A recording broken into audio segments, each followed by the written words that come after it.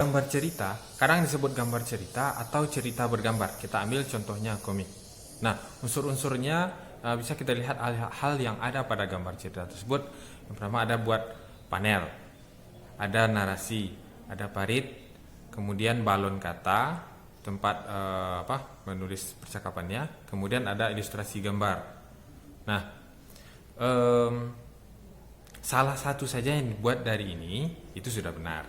Oke, lanjut. Fungsi ilustrasi dalam cerita bergambar. Nah, ilustrasi di sini maksudnya adalah gambarnya itu fungsinya untuk apa? Anak Bapak sudah menjawabnya dengan benar, yaitu untuk menjelaskan cerita atau menyampaikan maksud cerita atau memperjelas cerita.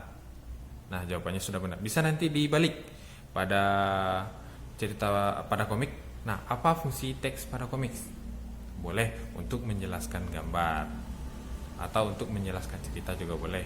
Kalau ditanyakan apa fungsi gambar pada cerita bergambar, fungsi gambar adalah untuk menjelaskan cerita. Oke, lanjut. Langkah pertama dalam membuat cerita bergambar. Kalau kita lihat literasi di buku, langkah pertamanya adalah itu untuk menentukan tema cerita yang akan kita buat apa.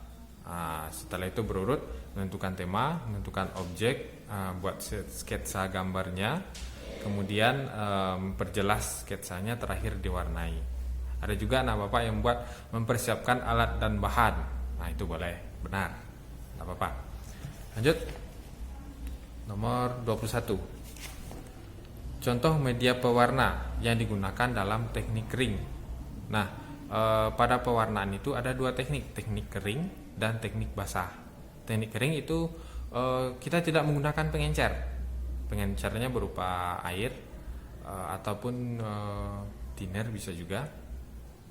Nah, pada pewarna teknik kering ini bisa langsung kita gunakan untuk mewarnai. Misal kita warnai pakai krayon ataupun pensil warna, itu kan bisa langsung kita warnai gambarnya dengan itu. Nah, yang kedua dengan teknik basah, berarti ada pengencernya berupa air ataupun pada cat itu kita gunakan thinner. Oke, pada cat air kita aduk catnya dulu dengan air, baru kita operasikan, kita gunakan cat itu. Nah, itu makanya dinamakan teknik basah karena menggunakan pengencer. Kalau teknik kering tidak menggunakan pengencer. Oke, jadi pewarna untuk teknik kering adalah bisa jadi krayon ataupun pensil warna. Soal yang terakhir, ini ada yang keliru memahami soalnya. Teknik pewarnaan yang menggunakan media yang memerlukan bahan pengencer disebut teknik pewarnaan basah.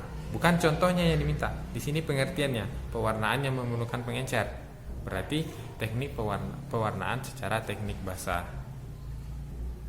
Oke. Bukan contohnya seperti cat air ataupun cat minyak. Bukan itu yang dimaksud. Yang dimaksud adalah pengertiannya. Kalau menggunakan pengencer berarti dia adalah teknik basah. Oke. Sekian, semoga dipahami dan terima kasih.